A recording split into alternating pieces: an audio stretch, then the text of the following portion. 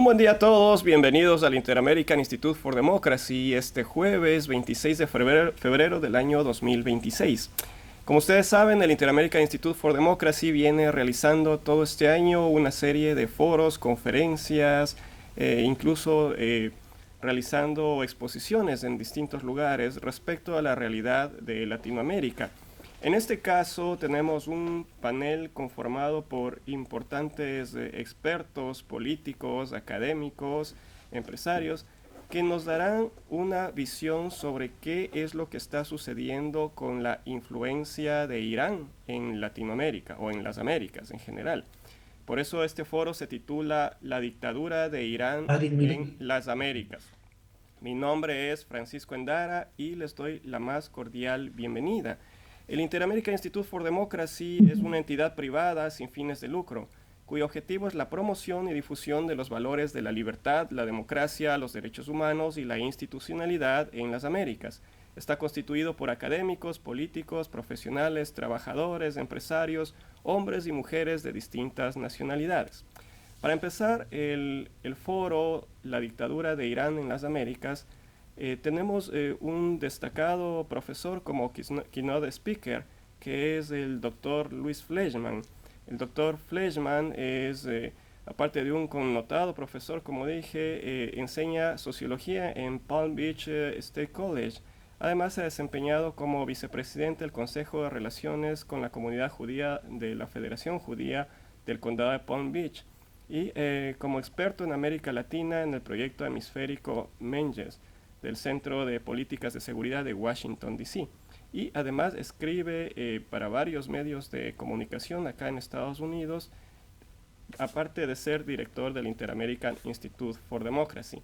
Empiezo dando la palabra al doctor Fleischmann. Bienvenido. Muchas gracias, Francisco. Un placer. Primero que todo, quiero agradecer al Instituto por esta invitación. Para mí es un honor servir en el Instituto. Quiero agradecer a Carlos Sánchez Berzaín y al presidente Tomás Regalado. Y es un honor para mí hoy ser el keynote speaker o el principal orador en un panel, en una serie de oradores tan destacados que van a seguir después de mi presentación. Irán ha mantenido una presencia en América Latina desde los años 80, pero esta presencia se ha expandido bajo el régimen de Hugo Chávez a fin del siglo pasado. En el momento actual, Irán persigue 4 objetivos principales. El primero es asegurar alianzas para romper su aislamiento internacional y evadir sanciones, aislamiento político internacional y evadir sanciones. El segundo es para ampliar su capacidad de proyección estratégica para poder tomar represalias contra Estados Unidos si es necesario. El tercero es aprovechar de la infraestructura criminal de la región para beneficio propio. Y el cuarto, ninguno de estos objetivos es menos importante uno que otro, expandir su ideología mediante el reclutamiento de adeptos y difusión de propaganda dirigida a la opinión pública en América Latina. En lo que respecta a alianzas y evasión de sanciones, Venezuela e Irán han firmado numerosos acuerdos de cooperación en varios sectores civiles, pero lo más importante son intercambios diseñados para evadir el sistema financiero global tradicional. Ambas naciones, o ambos países, o ambos regímenes, si se quieren, utilizan una flota fantasma de petroleros antiguos que operan con sistemas de identificación desactivados y realizan transferencias de barco a barco en alta mar para ocultar el origen del petróleo, y luego este petróleo es enviado a China. Y es a través de este mecanismo que Irán ha proveído asistencia para rehabilitar refinerías venezolanas a cambio de crudo pesado venezolano. Además de esto, Irán ha cultivado muy fuertes relaciones con otros gobiernos de extrema izquierda, como Nicaragua, Cuba y la Bolivia del MAS también. Si bien el volumen económico con estos países ha sido bastante más limitado que con Venezuela.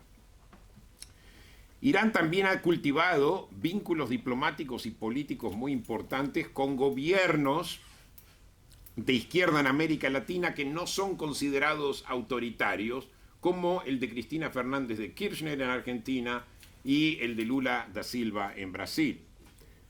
En Argentina se firmó el memorándum de entendimiento con Irán sobre la causa AMIA, un acuerdo que generó fuerte controversia porque contemplaba la participación en un proceso vinculado a un atentado por el cual funcionarios de Irán estaban acusados. O sea, Irán fue invitado a ser parte de la investigación donde ellos eran acusados, una farsa totalmente ridícula. En Brasil, tras el regreso de Lula al poder, el país autorizó el ingreso de buques de guerra iraníes y respaldó la incorporación de Irán al bloque BRICS. Lula, por supuesto, también criticó acciones militares estadounidenses contra el programa nuclear el verano pasado y aceleró el fortalecimiento de los vínculos diplomáticos y comerciales con Teherán. Indirectamente, diría yo, se acopló a los iraníes, acusando a Israel de llevar a cabo un holocausto contra los palestinos, por lo cual fue declarado persona non grata por el gobierno de Israel. Y tenemos al presidente colombiano, Gustavo Petro. Petro y el presidente iraní, Pezeshkian, acordaron fortalecer la cooperación entre ambos países y subrayaron la importancia de la unidad entre las naciones independientes frente a los desafíos globales planteados por las políticas de Estados Unidos. Petro se alió a Venezuela, como se sabe, rompió relaciones con Israel y reanudó relaciones con el Frente del Polisario del Sahara, quien recibe apoyo directo de Irán, apoyo militar de Irán contra el gobierno marroquí. En lo que respecta al segundo objetivo, Irán busca consolidar una posición estratégica que le permita incrementar sus capacidades de disuasión frente a Estados Unidos en caso de que Estados Unidos sea necesario. En este caso emergen dos elementos particularmente preocupantes. Uno de ellos es la posibilidad de que, dada la proximidad geográfica a Estados Unidos, países como Venezuela, Cuba o Nicaragua podrían servir como plataformas estratégicas en caso de que Irán sea atacado o perciba una amenaza directa. Ciertos informes recientes señalaron que la posible transferencia y ensamblaje de drones de origen iraní en Venezuela. Por otro lado, se ve armamento iraní en los desfiles militares venezolanos y en las imágenes satelitales en los puertos venezolanos. A raíz de que Estados Unidos estaba enviando buques y portaaviones al Caribe, Irán entregó lanchas rápidas equipadas con misiles antibuque. Ahora, el desarrollo continuo de misiles incrementa los riesgos, por parte de Irán, digo yo, incrementa los riesgos potenciales, especialmente si estas capacidades se implementan desde suelo latinoamericano hacia Estados Unidos. No se necesita misiles de largo alcance, sino con misiles de medio alcance es suficiente. Y si se lanzan de países como Venezuela, Nicaragua o Cuba, obviamente esto es un peligro, y escuchamos al presidente Trump en su discurso a la nación hace 2 días que él habló del peligro de los misiles. El tercer objetivo de Irán también ha aprovechado el crimen transnacional existente en América Latina para avanzar sus objetivos estratégicos. A través de su proxy o representante Hezbollah, ha establecido conexiones con estructuras criminales vinculadas al narcotráfico, el contrabando y el lavado de dinero. Desde el 2007, Venezuela le facilitó a Hezbollah actividades de narcotráfico, lavado de dinero y suministro de armas, así como la provisión de documentos venezolanos a operativos vinculados a Hezbollah. Y no solamente eso, no solamente Venezuela entregó estos pasaportes, también de alguna forma persuadió o convenció a países del Caribe que dependían de ayuda financiera venezolana para que hagan lo mismo. Quiero aclarar una cosa.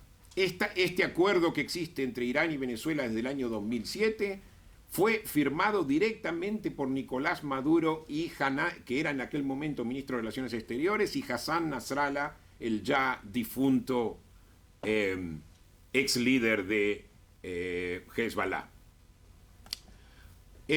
También se establecieron vuelos regulares entre Venezuela, Siria e Irán, que obviamente estos vuelos fueron usados para transportar personal y materiales también, materiales bélicos obviamente. Es preciso también aclarar que esta relación entre Irán y Venezuela era mutua, porque recordemos el concepto de la guerra asimétrica que Chávez abogaba, y era el hecho de que en caso de que Estados Unidos invada Venezuela, vamos a resistir mediante una guerra de guerrillas, mediante una guerra de terroristas, por lo cual Irán es uno de los grandes expertos mundiales. O sea que todas las organizaciones terroristas, no solamente Hezbollah, también la FARC y otras, eran fundamentales para la filosofía chavista de resistir una invasión y a la vez usar estos terroristas para expandir la revolución, como sucedió con la FARC en la rebelión de Bolivia contra Sánchez de Lozada, las manifestaciones por la guerra del agua y otras. Vuelta al tema de Hezbollah y los grupos criminales, el abortado proyecto Cassandra de la DEA, de la agencia que se encarga del tema de las drogas en Estados Unidos, documentó vínculos entre operativos asociados a Hezbollah y carteles sudamericanos que enviaban cocaína a Europa y a Estados Unidos. Las ganancias eran transferidas al Medio Oriente mediante el sistema informal llamado Awalá, y parte de esos fondos se lavaban en el Líbano para financiar actividades y armamentos del grupo en el Medio Oriente. Este tipo de cooperación tiene otra dimensión también. Recordemos qué sucedió en Europa en el año 2024 y seguía sucediendo, que autoridades suecas descubrieron que Irán usaba redes criminales como Foxtrot y Rumba para vigilancia, intimidación y atentados terroristas. Hubo un intento de atentado terrorista a la Embajada de Israel en Estocolmo. El uso de grupos criminales con fines políticos, con fines terroristas, es algo que no es la primera vez que Irán lo usa, y el entorno de seguridad fragmentado, débil que existe en América Latina, podría ofrecer condiciones propicias para tal cosa. Recordemos el ataque a la Embajada de Israel en Buenos Aires en el año 92 y el ataque a la AMIA, lo llamado la AMIA, o sea, el Centro Comunitario Judío en Buenos Aires en el año 94. Es en este contexto que clasificar a los carteles del narcotráfico e incluso pandillas como organizaciones terroristas podría fortalecer las herramientas legales y operativas para enfrentar estas amenazas híbridas. En ese sentido, fue algo correcto. Por último, y este es el cuarto punto y el último punto que traigo, Irán ha desarrollado una estrategia de influencia comunicacional y cultural en América Latina mediante centros culturales, redes religiosas, incluso medios estatales, promoviendo un discurso que vincula su agenda con las luchas regionales por soberanía y justicia social frente al poder occidental. Figuras políticas y activistas latinoamericanos han expresado solidaridad con Irán, incluyendo movimientos sociales y sindicatos, particularmente el Movimiento Sin Tierra, el sindicato más grande de Brasil, el CUT, también ha mantenido incluso contactos o ha demostrado simpatía con Irán.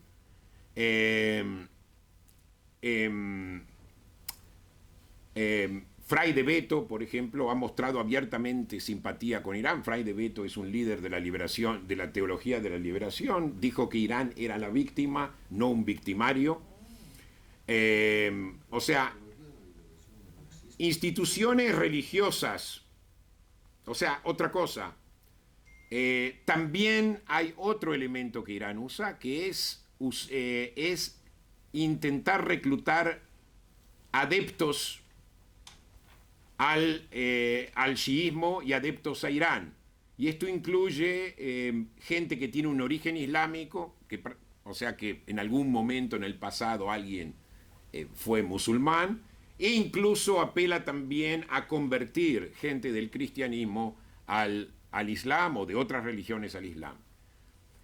Hay muchísimas instituciones religiosas vinculadas al chiismo en América Latina, pero tenemos en Irak, en Irán mismo, en la Universidad Internacional Al-Mustafa, en la ciudad de Qom, es el instituto que forma clérigos y líderes comunitarios extranjeros, incluidos latinoamericanos, con el objetivo de difundir el Islam chiita y fortalecer redes religiosas transnacionales. Entre los graduados citados hay dos clérigos argentinos, uno es el ex católico Abdul Karim Paz y el teólogo Kamel Gómez. Este último propone un Islam nacional y popular adaptado al contexto latinoamericano. Doy un ejemplo.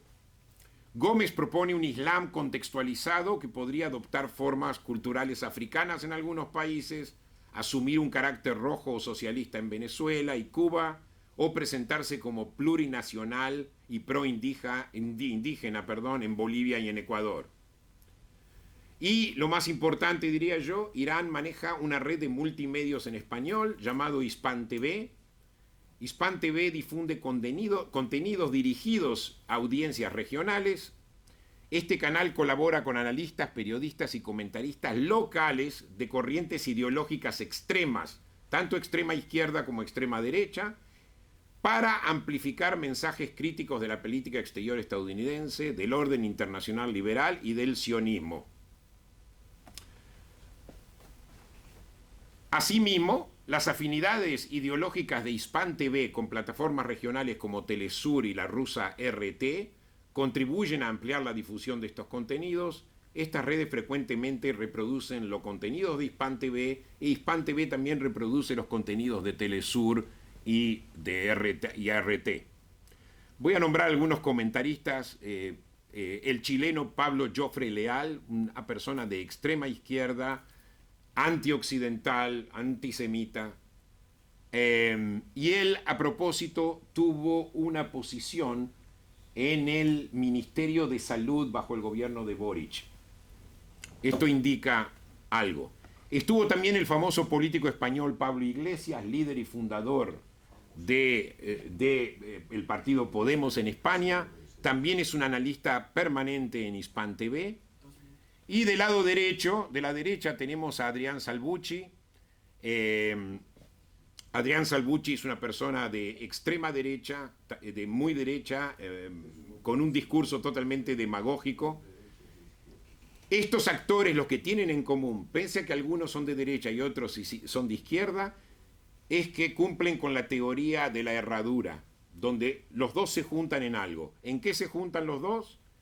Hostilidad al orden occidental, apoyan una configuración internacional multipolar que les da más poder a Rusia y a China y son profundamente antisionistas y antisemitas. ¿Qué podemos hacer al respecto? Y esto es lo último que digo y con esto termino. Creo que en la situación de protectorado, como lo definió Beatriz Rangel, en la que Venezuela se encuentra en este momento, se le debe exigir cortar toda relación con Hezbollah. Se le debe exigir a Venezuela cortar toda relación con Hezbollah, desmantelar cualquier instalación de drones o misiles que haya en Venezuela y comenzar también a desmantelar todos los vínculos entre estos países, entre Irán y todos los países de América Latina mediante presión económica o otro tipo de presión. Recordemos, después de que Maduro haya sido capturado, vimos que Daniel Ortega tomó una posición un poquito más defensiva, no lo suficiente, pero yo creo que en este momento la administración Trump está poniendo presión y creo que países de América Latina pueden responder a esta presión. En cuanto el gobierno interino de Venezuela ha tomado algunas medidas que se alinean con las expectativas de Washington, pero aún no con respecto a Irán o a Hezbollah. En cuanto a la campaña de propaganda iraní, América Latina tiene muchísimos marcos legales y leyes que regulan la influencia extranjera en áreas como medios de comunicación, financiamiento político, seguridad nacional y desinformación e incitación al odio. Habría que ver cómo estos estatutos legales se pueden aplicar para contrarrestar esta guerra política que Irán está llevando a cabo. Como sabemos, en muchos países de América Latina, leyes existen pero no son aplicadas. Por eso, sin presión de Washington, dudo que algo avance. Muchas gracias.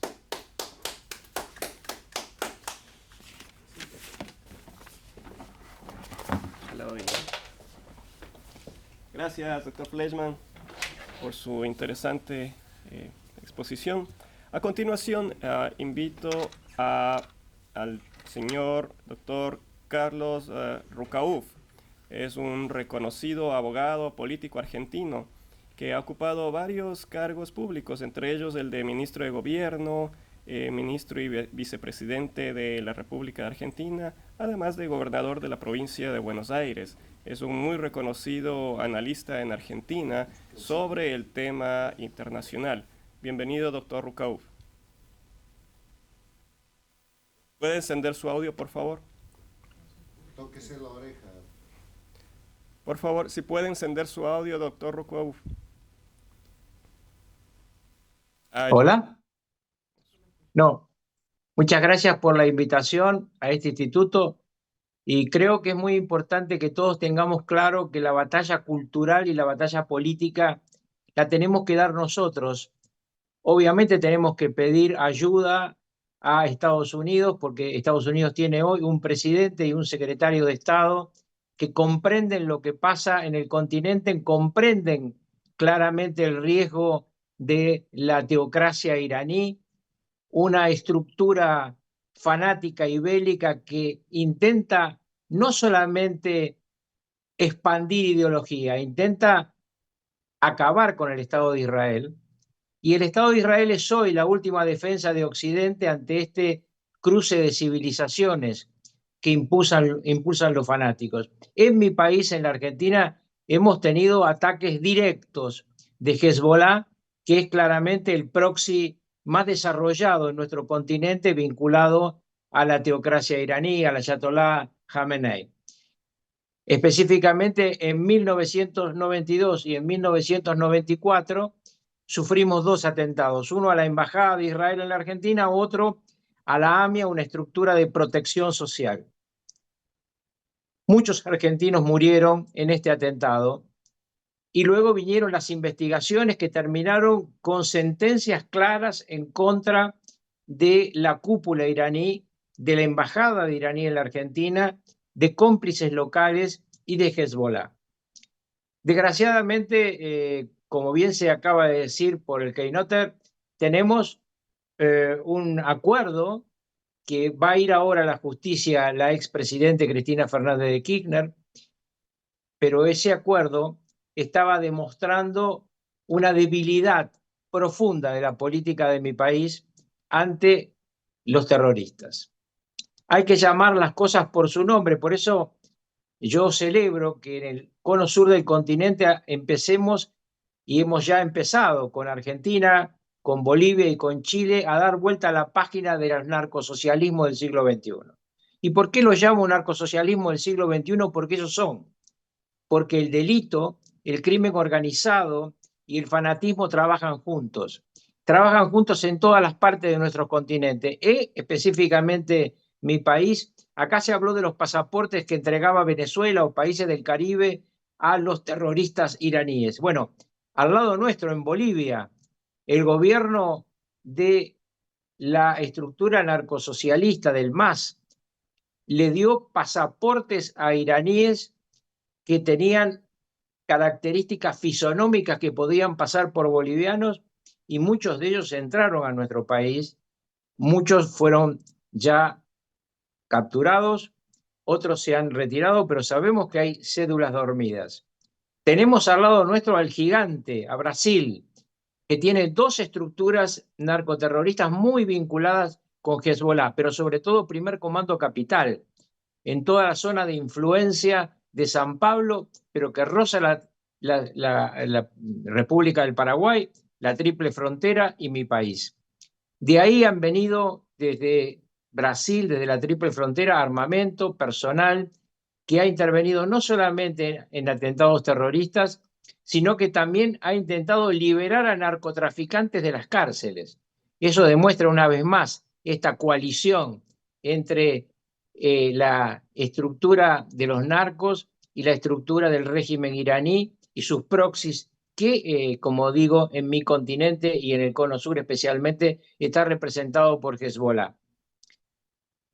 El 11 de marzo asume Katz en Chile, con lo cual la Argentina de Milei va a tener la oportunidad, por primera vez en la historia de nuestros dos países, de tener gobiernos que tienen ideas parecidas y que van a enfrentar este drama del terrorismo islámico y su vinculación con el narcotráfico. Vamos a tener seguramente acuerdos bilaterales sobre ambos océanos, Pacífico y Atlántico, sobre la proyección en la Antártida, sobre la discusión de la protección del interoceánico del sur, que es un interoceánico natural, no es hecho como el de Canal de Panamá por las manos humanas, sino por las manos de Dios, por la naturaleza, por aquello que cada uno crea. Nosotros estamos convencidos que es muy importante cosas como las que ustedes hacen, difundir estas ideas. Yo permanentemente lo sigo a Sánchez Berciós en sus artículos que son realmente magníficos. Cada vez que me llega me los devoro, así que yo le agradezco mucho todo lo que él aporta y todos los que los demás que trabajan en el instituto aportan a la batalla cultural.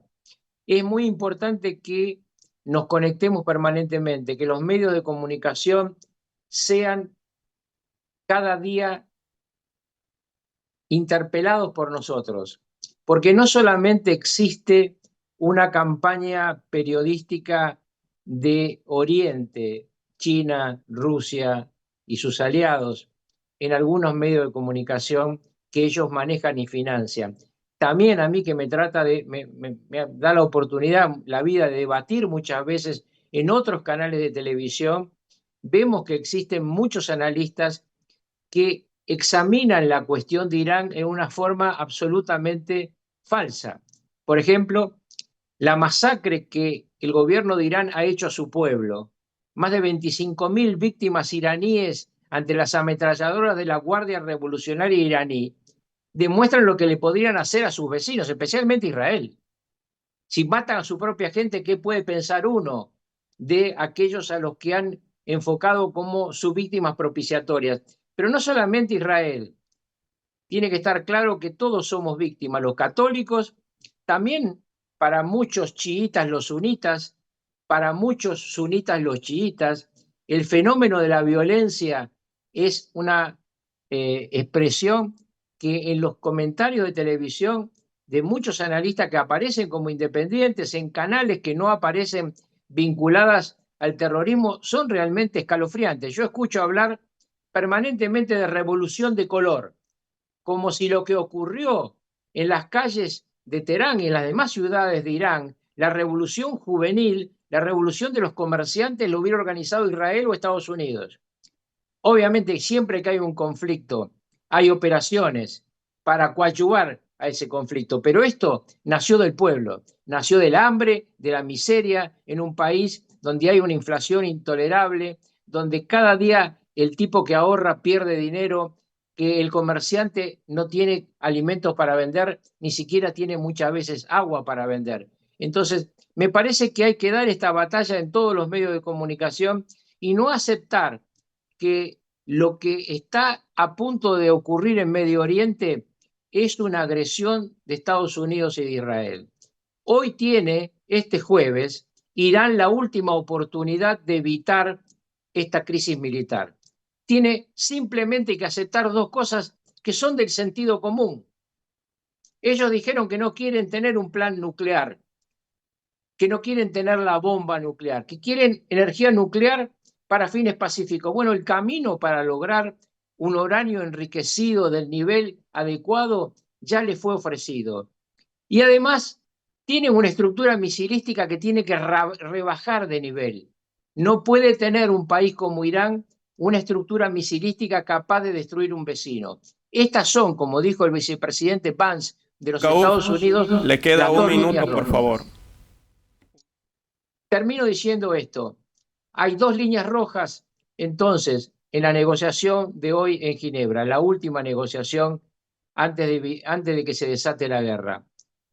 ¿Es Irán el responsable de lo que ocurra? Porque está muy claro que si Irán tiene voluntad de paz, de no destruir a su vecino Israel, puede perfectamente aceptar la propuesta de enriquecer uranio de Irán y recibirlo con la densidad necesaria para hacer un plan medicinal, un plan nuclear pacífico, y bajar el nivel de sus misiles como para no estar en condiciones de destruir a su vecino, me parece esencial. Muchas gracias. Damos las gracias al doctor Rucauf, que se ha conectado desde Argentina. A continuación, invito a tomar la palabra al señor Francisco Santos. El señor Santos es un muy reconocido personaje en Colombia, es un periodista y político colombiano. Fue elegido en el año 2002 como vicepresidente y reelecto en el año 2006. En el año 2010 se desempeñó como director de RCN Noticias en la Mañana, además de haber desempeñado importantes cargos como embajador de Colombia en Estados Unidos del año 2018 al 2020. Aparte también es director del Inter-American Institute for Democracy. Bienvenido, doctor Santos. Bueno, muchas gracias por esta invitación. Y quiero ir quizás a ciertos elementos que nos han hablado hasta este momento, diciendo una cosa frente al anterior presentador. Yo no soy tan optimista que si suceden esas dos cosas vaya a cambiar el régimen y vaya de verdad a mejorarse la situación. Puede que se mejore de cierta manera y por un tiempo la situación con Israel, pero si no hay un cambio de régimen, si no hay un cambio de régimen en Irán, no hay una verdadera transformación de ese escenario de disrupción, de terror, de muerte que el gobierno iraní ha construido dentro de sus fronteras, como pasó en las últimas semanas con más de 30.000 muertos, y por fuera de sus fronteras, como ha pasado con los atentados en Argentina, su financiación y su ayuda a Hezbollah, a los Houthis, a la Hamas, etc. Creo que nos queda claro todo el tema de penetración diplomática y militar de Irán en Venezuela, en Bolivia, y estos cambios que se están dando creo que van a permitir y va a ser muy importante mirarles qué tanto estos cambios van a acortar esos lazos que son muy, muy importantes. La infiltración comercial, envío de armas, de personal encubierto, bajo acuerdos comerciales, el uso de este intercambio comercial para eludir sanciones, creo que se habló, el apoyo a regímenes autoritarios, obviamente a Evo Morales en Bolivia, obviamente a Maduro y a Chávez en Venezuela. Y todo el tema de desinformación, que creo que fue muy importante haberlo mencionado, porque aquí Hispan TV parece que no existiera, y resulta que sí, es un elemento muy, muy importante. Pero quiero concentrarme en Hezbollah. Hezbollah es un instrumento de Irán. Eso no opera de manera autónoma. Y Hezbollah tiene mucha presencia en América Latina. Es el brazo operativo y financiero de muchos carteles en lavado de dinero, en atentados, en reclutamiento. Empezó trabajando en la triple frontera, Argentina, Paraguay y Brasil. Ese epicentro de actividades se trasladó a Venezuela cuando se crearon, digamos, ese nuevo entorno político que los favoreció. En la triple frontera se ha hablado hasta del 2.000 millones de dólares anuales de lavado, de narcotráfico, que moviliza Hezbollah y que llega al Medio Oriente y llega a nuestros países a través de distintos mecanismos de lavado, pero generando violencia. En el caso de las relaciones de Hezbollah, pues está comprobada la relación de Hezbollah con el con la oficina de Envigado. Una de las, ese es el cartel, el antiguo cartel de Medellín y lo que quedó. Con los Zetas, una relación así en México y obviamente con el cartel de los Soles, otra. Eh, yo creo que es importante entender que, y recuerdo que cuando yo fui embajador, porque Hezbollah no solo lava dinero de narcotráfico, sino que hoy todavía hace parte fundamental del lavado de la minería ilegal del oro, que se volvió un negocio paralelo muy grande. Y Hezbollah está metido en Colombia, en Ecuador, en Perú, en Venezuela, sobre todo en Venezuela, en el negocio del oro ilegal y lavado del oro, que hoy es casi tan grande como el de la cocaína. Y Hezbollah entra a las comunidades libanesas y donde ve vacíos, ve debilidades, genera redes y genera eh, operaciones y deja instaladas, digamos, redes terroristas. Miren, Brasil, en el 2023 detuvieron a dos terroristas de Hezbollah. Uno de ellos ya había sido arrestado en Paraguay y iban a hacer atentados contra objetivos israelíes en Brasil. Eh, todos los temas de cooperación que ya veremos a ver qué pasa, y creo que es importante estarle midiendo el pulso, y creo que el cambio en Bolivia es importantísimo. Vamos a ver si el presidente Paz de verdad le quita ese escenario importantísimo que tenía Hezbollah. Pero tenemos que ir a varios puntos claros para ver qué pasa con ellos en este nuevo escenario. Primero, Irán le entregó a Venezuela dos capacidades fundamentales. Una,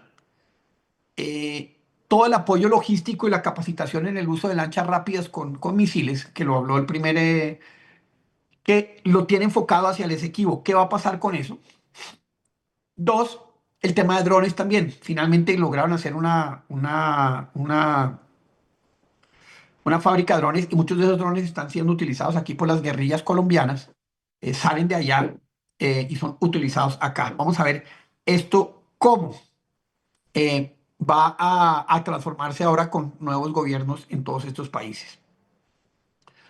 Hezbollah, volviendo, hay evidencias, mejor dicho, muy claras de jóvenes entrenados en Irán y que promueven movimientos separatistas e indigenismo radical, el famoso etnocacerismo, y esto es financiado por Irán, construido por Irán. Más de 250 peruanos fueron entrenados a partir del 2009. En Colombia, a finales de julio, las autoridades, en junio pasado, neutralizaron, junio hace un año, perdón, un intento de asesinato planeado por una célula terrorista de Hezbollah en contra de dos empresarios israelíes. Y para terminar, simplemente quiero contarles de la Operación Cassandra. La empezó el presidente Bush, operada por la DEA, una instalación secreta en Chantilly, en Virginia, para mirar 2001-2009. Y se coordinaron operaciones encubiertas. Se encontraron, ahí fue donde se encontró los 2.000 millones de dólares anuales que lavaba Hezbollah. Y le repito, Hezbollah es un instrumento fundamental de Irán. Se identificaron todas las alianzas con los carteles latinoamericanos. Se reveló cómo Venezuela facilitaba esto entregando todas esas identidades falsas. Se quedó claro cómo Hezbollah utilizaba la triple frontera para hacer todo ese lavado. La red incluía a PDVSA para el triángulo de petróleo y para lavado. Y como resultado, pues se desmontó el banco libanés canadiense en el 2011 y se enjuició a Youma, pero desafortunadamente el presidente Obama acabó con esa operación. ¿Y por qué? Porque quería firmar el acuerdo con Irán en el tema nuclear. Hay muchísimas otras investigaciones que vale la pena, pues que no quiero extenderme, pero es importante que entendemos que no podemos hablar solo de Irán, sino hablamos de Hezbollah. Trabajan así, operan así. Yo creo que ustedes ya escucharon todas las actuaciones que han hecho en América Latina. Y me acuerdo en el año 2008, cuando yo era vicepresidente, trabajamos con el Departamento Administrativo de Seguridad, una de las agencias de inteligencia, mirando todo ese proceso de islamización que estaba haciendo Irán en La Guajira, en Buenaventura, en San Andrés, en distintas partes donde estaban generando escenarios de radicalización. Y pues lo cierto es que hay un cambio. La debilidad de Irán hoy es muy grande. Vamos a ver qué pasa, pero no les quepa la menor duda.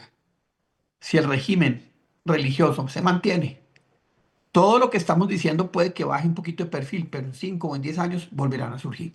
Lo único que cambia esta realidad es un cambio de régimen en Irán. Muchas gracias.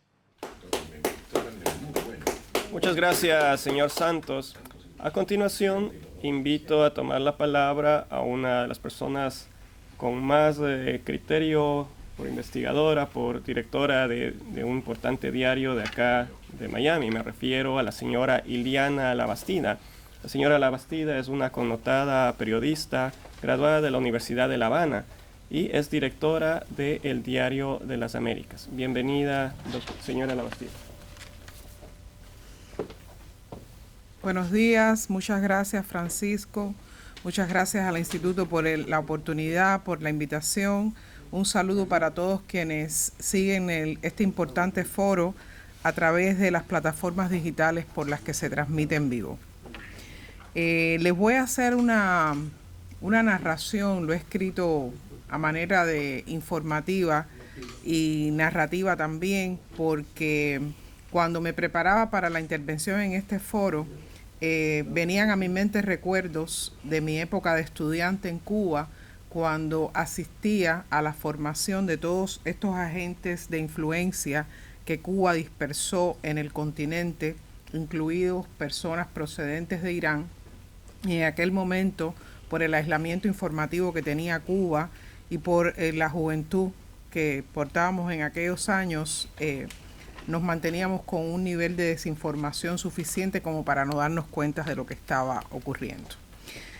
Corría la década de los 80 del siglo XX y La Habana, específicamente sus recintos universitarios, además de ser los centros donde quienes asistíamos nos instruíamos académicamente, también constituían laboratorios de adoctrinamiento en los que, como parte del experimento, se otorgaban becas a estudiantes de diferentes latitudes geográficas, entre los que abundaban jóvenes norcoreanos, palestinos, libaneses, iraníes y de diferentes naciones africanas y muchos provenientes de países de Latinoamérica y el Caribe. Agentes de influencia en favor del régimen cubano se formaban entonces. También se sembraban deudas de gratitud que años después servirían para encontrar apoyos a las políticas de Cuba en foros internacionales. Quienes como jóvenes asistíamos a aquel momento de la historia y observábamos aquellas políticas, ignorábamos los verdaderos propósitos detrás del proyecto y el detalle de que los estudiantes procedentes de países muy distantes con los que compartíamos las aulas representaban a gobiernos con los que La Habana sellaba alianzas estratégicas para atacar la democracia, no solo en Latinoamérica, también en otras regiones del mundo. Desde esos años que recuerdo y desde mucho antes, Cuba sentó las bases para dar refugio, ofrecer estudios y brindar residencia en condición de técnicos extranjeros a elementos que mantuvo como en estado de hibernación, para luego esparcirlos a otros países en la medida que exportaba el modelo llamado socialismo. Siendo así, desde Cuba, que fungió como neocolonia soviética junto a las naciones de Europa del Este, la influencia de potencias y movimientos antioccidente se extendió hacia Latinoamérica, a veces muy palpablemente, porque los gobiernos que La Habana moldeó y consiguió como aliados lo permitieron. Podemos mencionar en orden cronológico, en la medida que se fueron estableciendo, Nicaragua, Venezuela, Brasil, Bolivia, Ecuador, Honduras, entre otros, y de forma menos evidente, también Cuba extendió su influencia y la de sus amistades peligrosas a los identificados como gobiernos democráticos que con sus acciones respaldan a los enemigos de la democracia y de Occidente, es decir, los gobiernos paradictatoriales. Dentro de quienes califican en esa categoría de amistades peligrosas de Cuba, que Cuba acercó a Latinoamérica, está el caso específico de Irán, que nos convoca hoy. País con el que tras la llamada Revolución Islámica de 1979, Cuba encontró puntos en común tanto en la base ideológica como en el alineamiento político, por ejemplo, y principalmente en la postura anti-israelí y anti-estadounidense. Ya en el 2000, La Habana respaldó abiertamente el programa nuclear iraní en foros internacionales, presentándolo como un derecho soberano de ese país, al igual que por años y actualmente respalda organizaciones que fomentan el sentimiento anti-israelí y las presenta como movimientos solidarios. En la diplomacia regional, el rol de Cuba en la expansión iraní se ha dado principalmente a través de contactos políticos que impulsan en el eje Caracas-Teherán. Esto fue mucho más fuerte en los tiempos de Hugo Chávez y Mahmoud Ahmadinejad. También Cuba formó parte del bloque político identificado como ALBA, Alianza Bolivariana para las Américas, que facilitó la entrada de Irán en espacios regionales. Asimismo, Cuba ha defendido a Irán frente a las sanciones de la ONU y, aunque en menor medida que Venezuela, La Habana ha firmado acuerdos de cooperación con Teherán en áreas como biotecnología y salud, intercambio académico, energía y coordinación en servicios de inteligencia. Aunque no se documentan pruebas públicas concluyentes de que Cuba ha sido base operativa directa para actividades iraníes en la región, lo que sí se puede asegurar es que la isla caribeña ha sido un facilitador estratégico indirecto en tanto aporta al régimen teocrático de Irán experiencia para la evasión de sanciones, conexiones diplomáticas regionales y asesoría en inteligencia y contrainteligencia estatal muy sofisticada. Un detalle significativo de la presencia cubana tras bambalinas en la eficacia de la penetración iraní en el hemisferio se aprecia al mencionar cuáles son los países en los que se observa el peso financiero y logístico de Irán, principalmente Venezuela, en segunda instancia Bolivia y también Nicaragua. Para concluir, Cuba no ha sido el motor económico de la expansión iraní en Latinoamérica de manera directa, pero sí un respaldo político constante, un aliado diplomático clave y parte del bloque ideológico que ha permitido a Irán romper el aislamiento en esta región. Muchas gracias.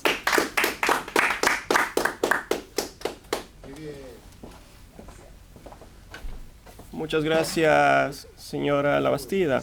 A continuación, invito a tomar la palabra al doctor Robert Evan Ellis.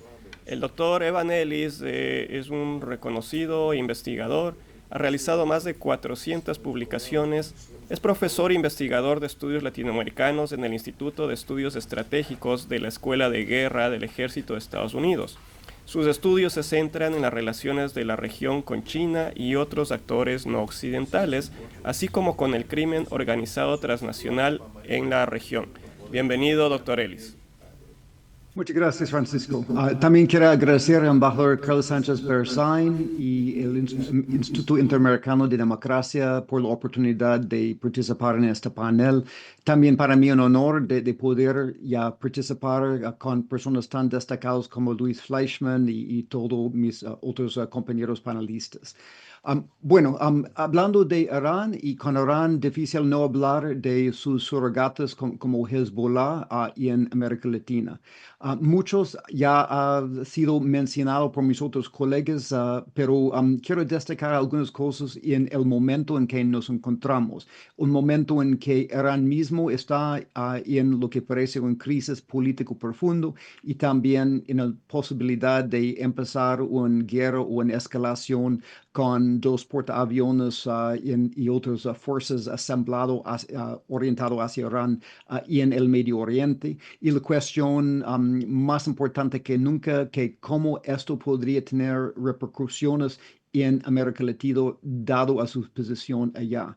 Cuando empezamos a mirar al primer vislumbre, podemos decir que parece que la amenaza de Irán ya muy aparente, como han dicho mis colegas anteriormente, con Venezuela, con otros actores, como este gobierno antes de Bolivia, en otros países también parece un poco debilitado, aunque las apariencias pueden ser engañosos. Pero hay que reconocer que, por un lado, por ejemplo, cuando miramos la situación de surrogates como Hezbollah, gracias a los logros de los militares de inteligencia israelí, golpes fuertes contra Hezbollah y su liderazgo en Líbano en 2024-2025, se nota que aunque Hezbollah en la región siga fuerte dentro de la diáspora libanesa, principalmente generando dinero para Hezbollah, principalmente como maneras ilegítimas, lavado de dinero, pero también a veces a través de remesas, etcétera, que va hacia proyectos de extremismo en el Medio Oriente. Pero también tenemos que recordar que hay ciertas cuestiones en qué es la situación donde Irán y Hezbollah ha sido fuerte anteriormente. O sea, Venezuela, que ha sido este anfitrión principal de Irán en la región, ahora encontramos con los mismos grupos de criminales que siempre han mantenido esas relaciones, o sea, que Jorge Delcy Rodríguez, Diosdado Cabello, Vladimir Pedrino López, pero bajo otro tipo de presión por parte de los Estados Unidos después de la aprehensión de Nicolás Maduro. Cuba también bajo presión y Nicaragua bajo la anticipación de mucha presión. Los dos países que también han tenido interacciones importantes con Irán en el pasado.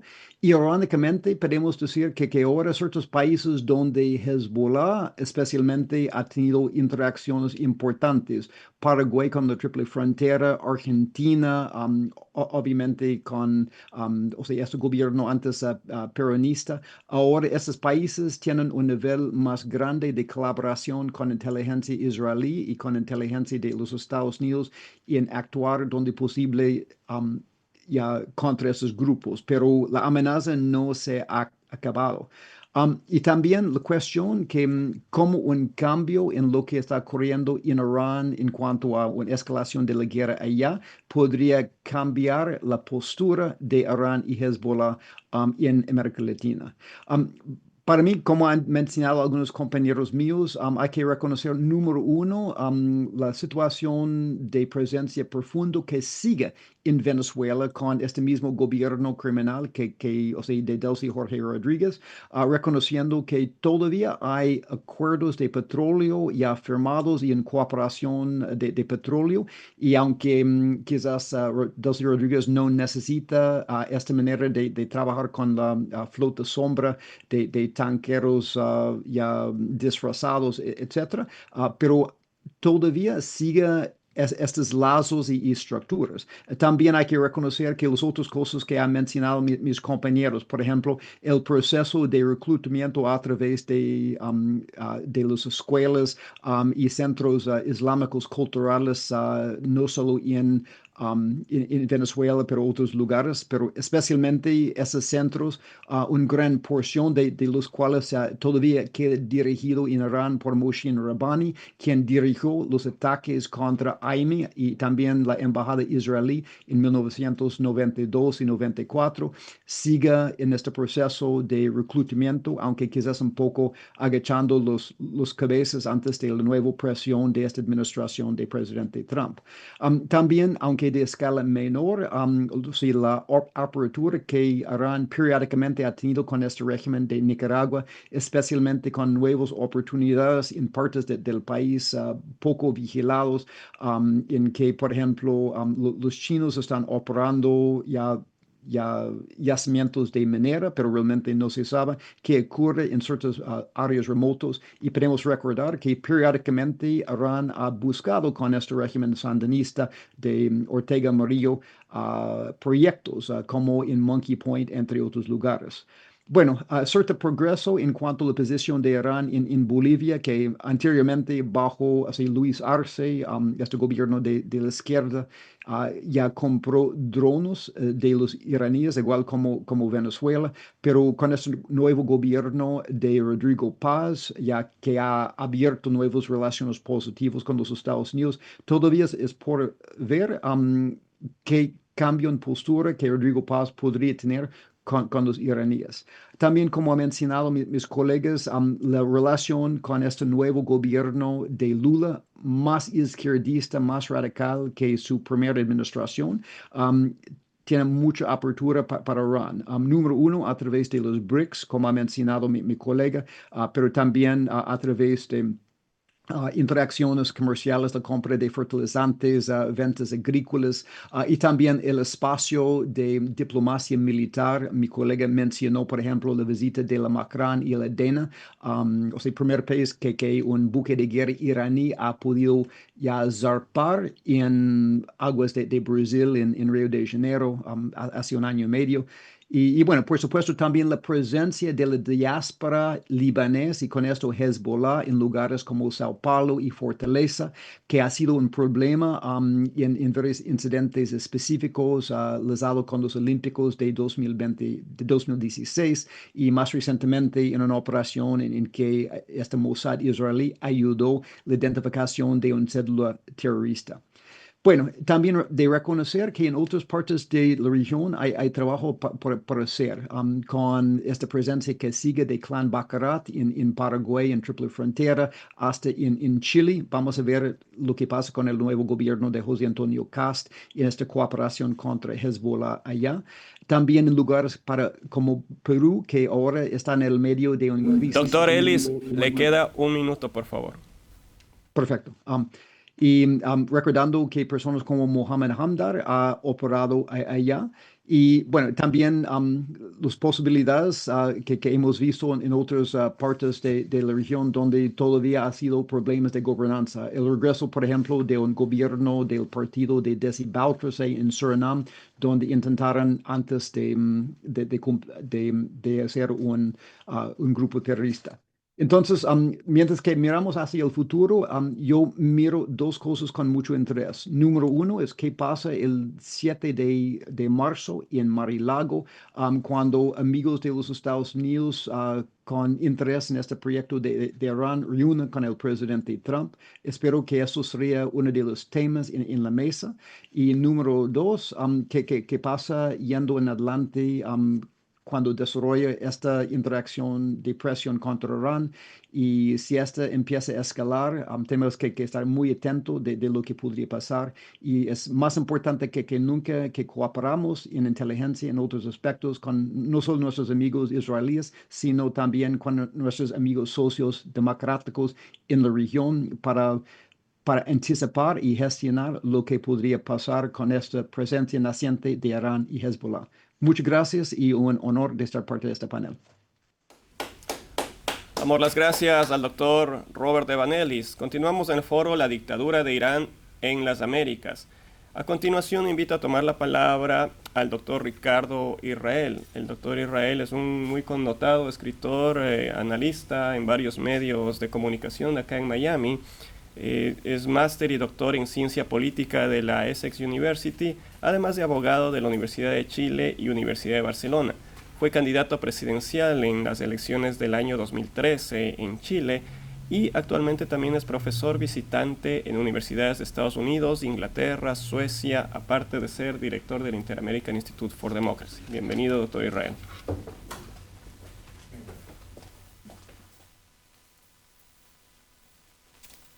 Muchas gracias.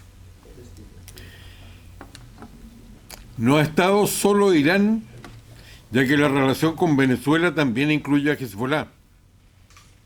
Por sus características se trata de una relación que incluye en forma muy destacada a la delincuencia organizada transnacional sobre la base de las drogas. ¿Qué características podemos agregar? Primero, las drogas son el elemento clave en el financiamiento de Hezbollah en el Medio Oriente y también incluye por este intermedio o ha incluido una vinculación con la antigua dictadura de Al-Assad en Siria y la producción y distribución de Captagón, esa droga sintética donde también había participación financiera de esa familia dictatorial.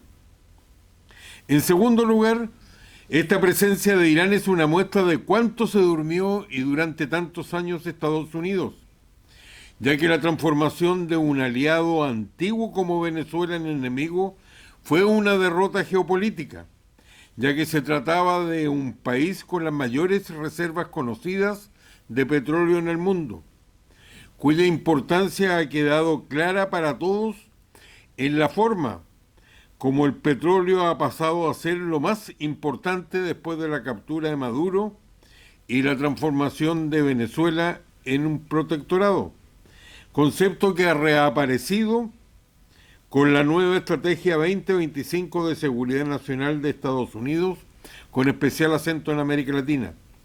En todo caso, como se ha indicado aquí, esa relación estrecha con Teherán fue importante para que la flota fantasma iraní comercializara el petróleo venezolano, evadiendo así las sanciones internacionales.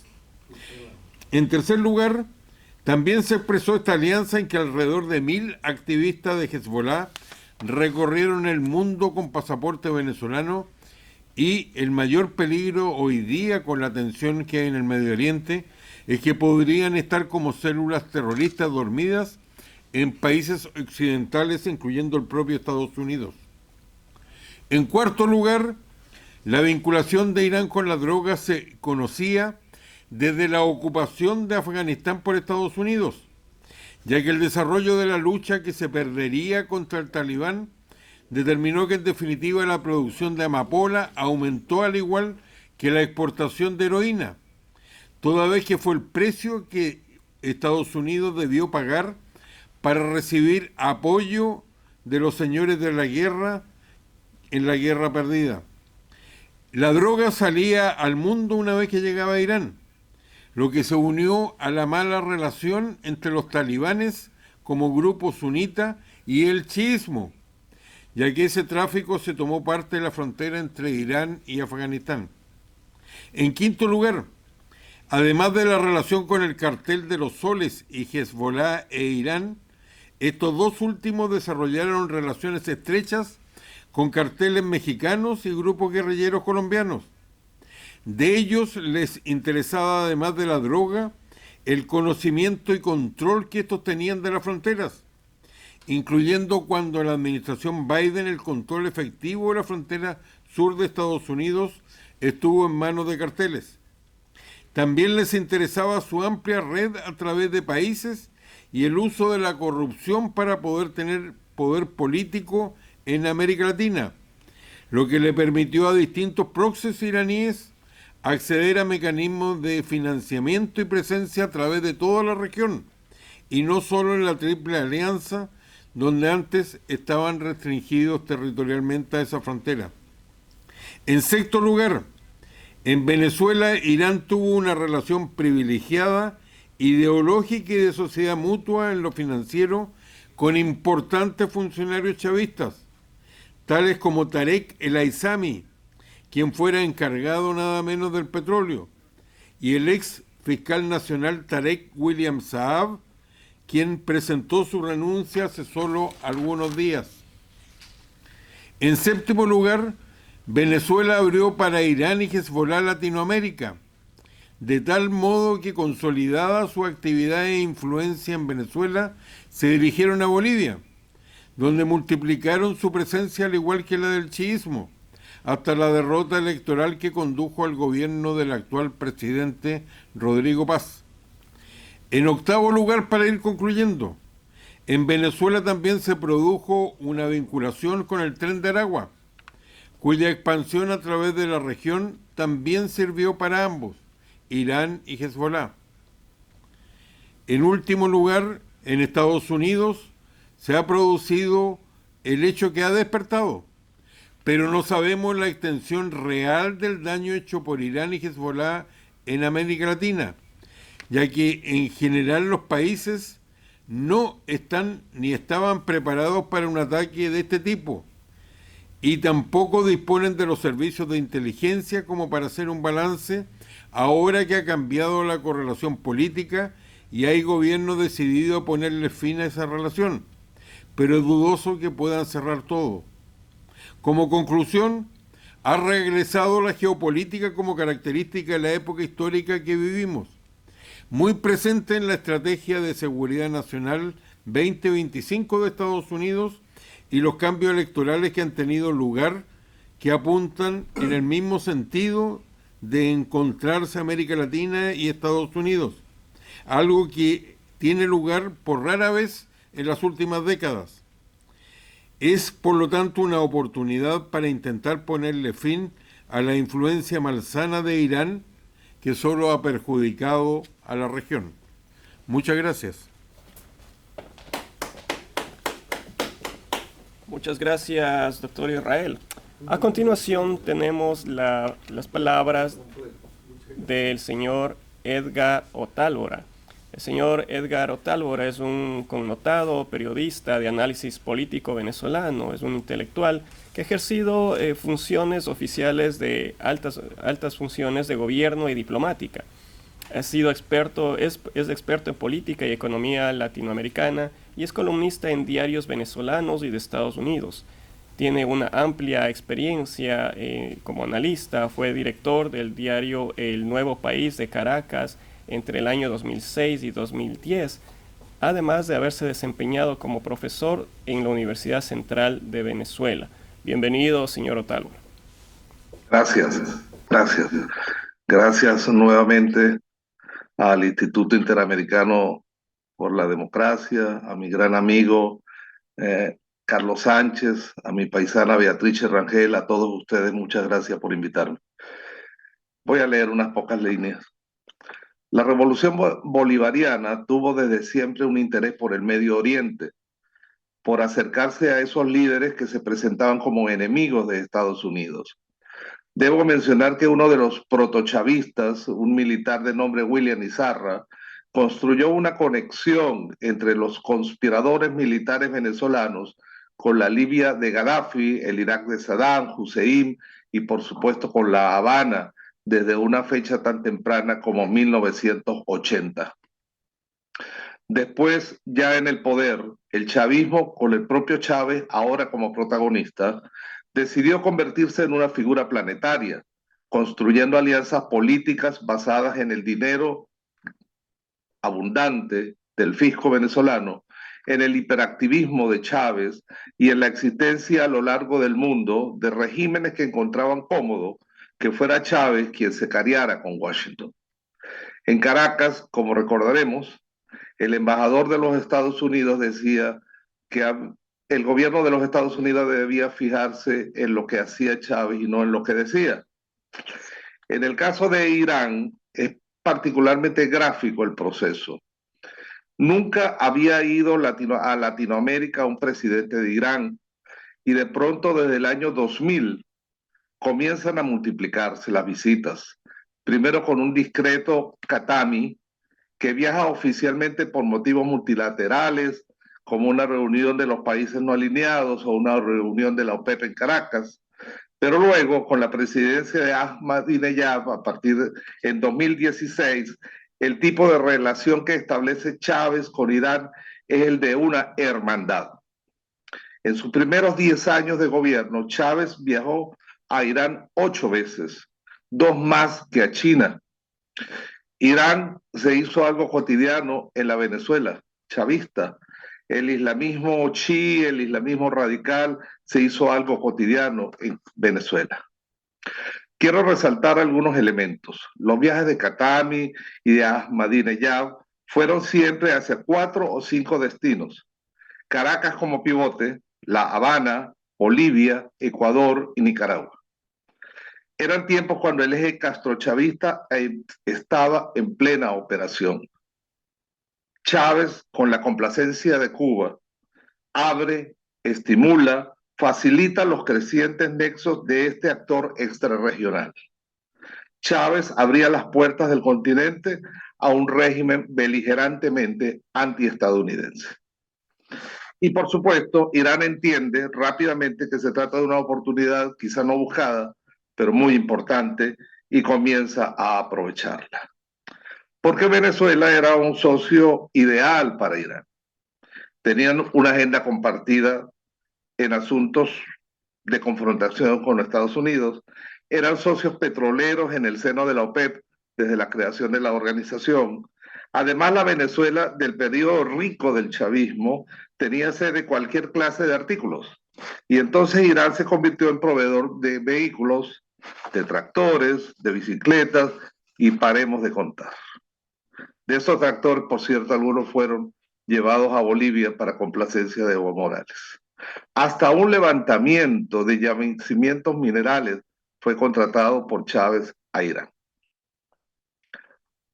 Pero a su vez Irán se hizo proveedor militar del chavismo, tanto en venta de armamentos como en conexión sobre sus teorías, sobre sus doctrinas de combate, guerra asimétrica, guerra de resistencias, planes de ataques a las grandes embarcaciones de Estados Unidos desde pequeñas lanchas, formaban parte de las ideas que compartían los dos gobiernos.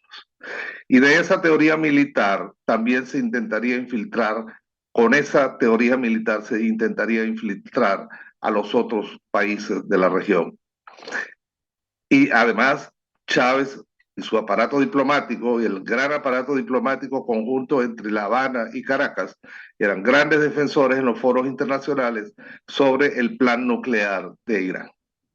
La conexión con los aparatos estatales de Venezuela y los otros países, las alianzas comerciales, los pactos de cooperación militar, algunos de ellos mantenidos aún bajo sellos de secreto, permitieron que Irán tuviera paso franco en amplias zonas del continente. En ocasiones, esta muy breve reseña de eventos pareciera una fantasía, pero en realidad es la constatación de un proceso que todavía creo que no se termina, y no se termina de entender.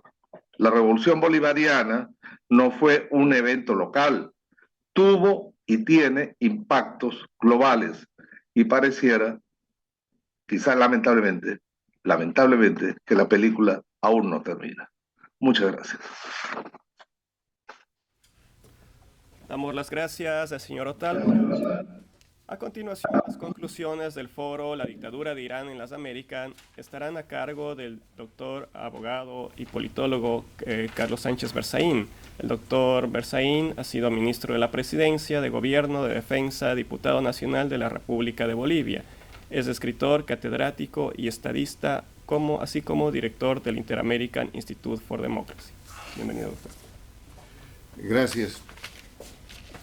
Empiezo, como siempre, agradeciendo a nuestros oradores, al keynote speaker, el doctor Luis Fleischmann, experto en la materia, a los ex vicepresidentes de la Argentina, Carlos Rucauf, y de Colombia, Francisco Santos, a los extraordinarios académicos, Robert Ian Ellis, desde Washington, Ricardo Israel, aquí presente, y a los periodistas de Venezuela, Edgar Otálvora, y la directora del diario Las Américas, Ileana Labastida.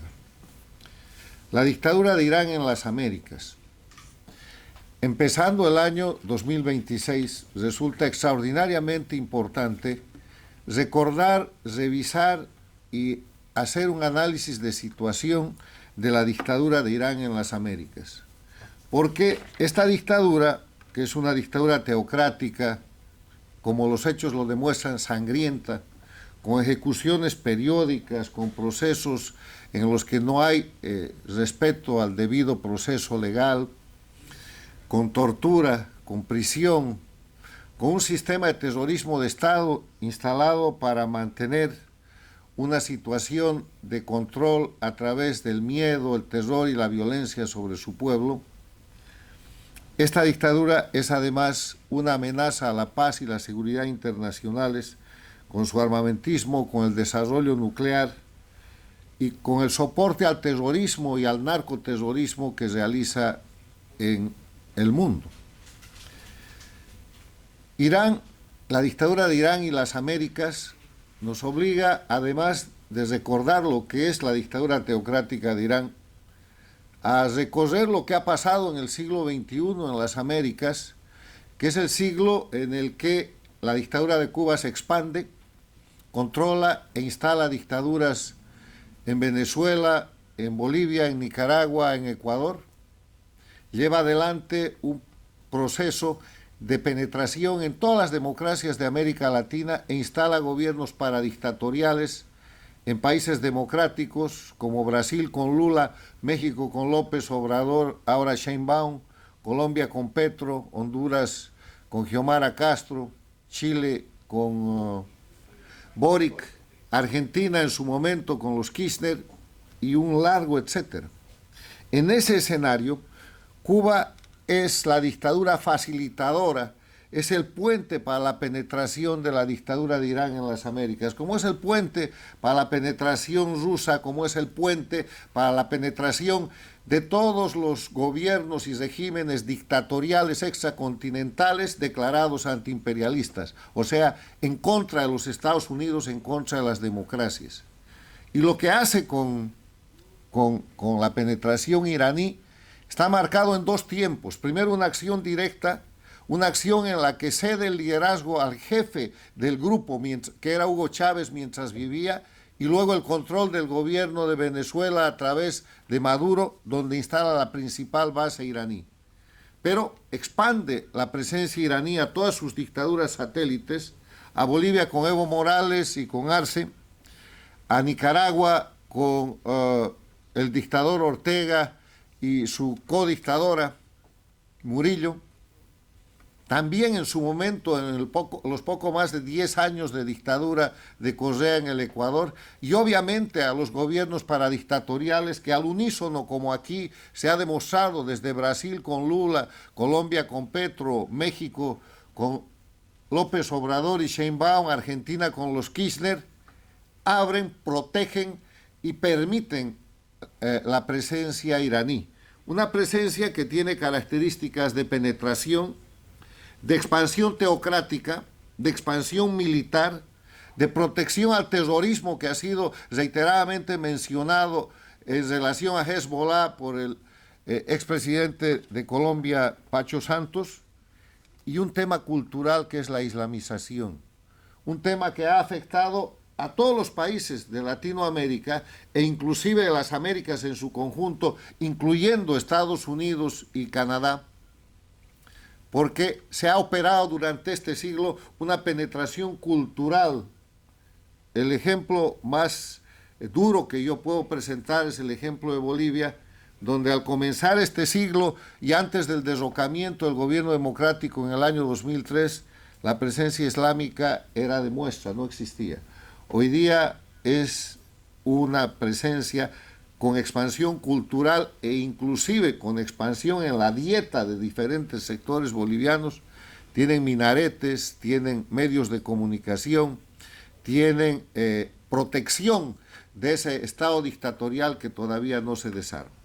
Entonces, en este escenario, en este momento en el que se producen cambios en la geopolítica de las Américas y en la geopolítica del mundo, en este momento en que la primera potencia y la democracia más importante del mundo ha señalado con claridad a quienes lo agreden, que son casualmente los enemigos de la democracia, las dictaduras de la región, Cuba, Venezuela, sus satélites, Bolivia, Nicaragua, vinculados y como plataforma de las dictaduras extracontinentales de Irán, de China, de Rusia, de Corea del Norte.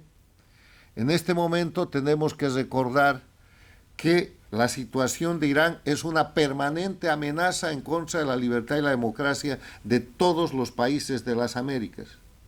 Es una amenaza contra lo que son las tradiciones, los principios y valores y las costumbres de los pueblos de las Américas. Es una agresión de expansión teocrática, militar, terrorista, con islamización cultural. Es tal vez la más grave de las agresiones y de las amenazas, porque además de tener el contenido dictatorial, asesino, traficante, violador de derechos humanos, sangriento, y todo lo que tienen también las dictaduras del socialismo del siglo XXI, tiene el contenido cultural que es absolutamente diferente y que viene a transformar y a confrontar las sociedades en nuestros pueblos, en nuestras ciudades, en nuestros países. Esa es la importancia de este tema, que queda marcado con una frase que aquí se ha dicho, que la manera de liberar la amenaza de la dictadura de Irán contra las Américas es liberar al pueblo de Irán. Y la liberación del pueblo de Irán, que es tan intensa, que es tan dura, que es tan valiente por parte de ese pueblo, puede tener en el curso de las siguientes semanas o de los siguientes meses un corolario, una conclusión por la necesidad no solamente de las Américas, sino del mundo, de cesar un foco del crimen que amenaza la paz y la seguridad internacionales, que es la dictadura teocrática de Irán. Muchas gracias. Damos las gracias al doctor Berzain. Con esto concluye el foro La dictadura de Irán en las Américas. Gracias a quienes nos acompañaron.